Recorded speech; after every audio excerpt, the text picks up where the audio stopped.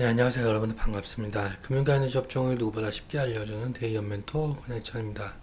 오늘 다올투자증권이라는 기업 리뷰해 보도록 할 텐데요.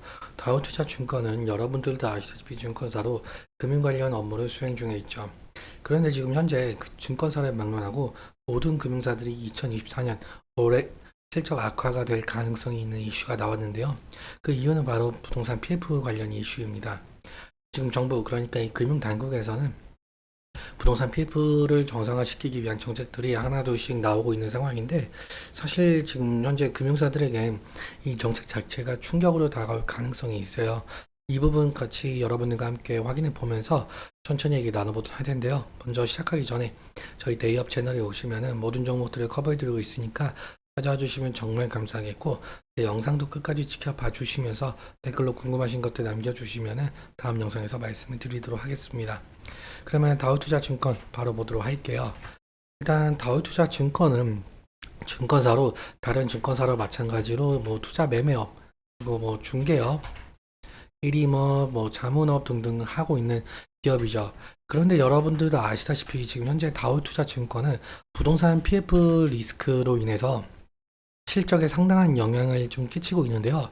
이런 리스크로 인해서 신용 등급까지 지금 기존 A 안정적이에서 A 부정적으로 낮아졌죠. 그런데 2024년 올해 실적이 더 악화될 가능성이 있는 이슈가 나왔습니다. 바로 부동산 PF 관련 이슈인데요. 현재 금융당국에서는 부동산 PF 사태 해결을 위해서 부동산 PF에 돈을 넣는 은행이나 그리고 보험사, 증권사도 마찬가지고요. 당근을 준다라고 한답니다. 현재 유력한 방안은 신디케이트론, 즉 공동대출과 같은 공동융자 방식과 부동산 PF 펀드 공동조성이라고 하는데요. 해제 혜택까지 거론이 되면서 금융사들에게 이 PF 사업장을 인수하면서 발생하는 취득세까지 감면해준다라는 것도 고려 중이라고 한답니다. 일단 다수 금융사가 참여를 하면서 이 개별 금융사들의 부담을 낮춰주겠다는 전략으로 보이고 있는데요. 사실 그런데 이러한 부동산 PF 대책 자체가 이 금융사들을 다시금 얼어붙게 할 수 있다는 거예요. 그러니까 부담으로 다가올 수 있다는 건데요. 다음 기사를 살펴보면 부동산 PF 적립 대상이 최대 23조 원이라고 한답니다. 사실 그런데 이 PF 전체 시장은 230조 원 규모인 점을 좀 감안을 한다면 이 적립 대상 23조 원이 좀 부족한 경향이 있어 보이고 있어요. 정리를 하면 할수록 이 금액이 커질 가능성이 있다는 거죠. 그래서 시행사 다음으로 건설사 다음으로 금융권이 PF5 부실로 인해서 도미노 충격이 올 가능성도 생각을 해봐야 될 것 같은데요. 그래서 지금 증권사들이 1분기 실적은 좋았지만 이 부동산 PF로 인해서 충당금 늪에 빠지면서 이 실적 악화될 가능성이 있어 보이고 있습니다. 일단적으로 이 금융당국에서는 PF 사업장을 4등급으로 세분화시킨 이후에 사업 사업성이 부족한 사업장을 과감하게 퇴출시켰다는 전략을 내세우고 있는데요. 퇴출시키면서 회생이나 도산 절차를 진행을 하거나 법원의 경매, 공매 리스트를 꾸리겠다는 입장입니다. 기존에는 이 금융사들이 PF 대출액의 30%를 충당금으로 쌓아야 했는데, 이제는 이제 최대 75%까지 충당금을 쌓아야 하는 이슈가 있습니다. 여기서 충당금이라는 차기 이후에 지출될 것이 확실한 비용의 금액을 미리 계산해서 부채 항목에 넣는 건데요. 그러니까 부채 항목이라고 생각을 해주시면 될 것 같습니다. 그러니까 부채에 들어가기 때문에 이 금융사들의 실적에 영향을 줄 수밖에 없다라는 거죠. 그러니까 앞서 말씀드린 이 부동산 PF 펀드나 신디케이트론, 그러니까 이 공동 융자 방식이잖아요. 즉 금융사들의 충당금을 모아서 부동산 PF를 해결하겠다는 이 입장이죠. 일단 금융사들의 신규 자금을 투입을 유도하기 위해서 인센티브를 제공하는 방안을 검토 중이긴 하지만, 지금 현재 여러분들도 아시다시피 고금리 상황이 좀 길어지고 있고, 그리고 아무리 정부에서 부동산 대책을 내세운다고 해도 부동산 경기가 현재 살아나고 있지 않는 만큼 금융사들이 신규 자금을 투입하기엔 상당히 부담스러울 것 같습니다. 그런데 금융당국에서 신규 자금 투입을 독려 그리고 강제한다면 규제사 및 금융사들은 어쩔 수 없이 자금을 투입이 되어야 될 것이고, 그렇다면 올 한 해 막대한 충당금이 발생하면서 실적에 영향을 줄 가능성이 상당히 높다는 거죠. 그렇다면 당연하게도 주가에 큰 충격을 올 가능성도 생각을 해봐야 될 것 같은데요.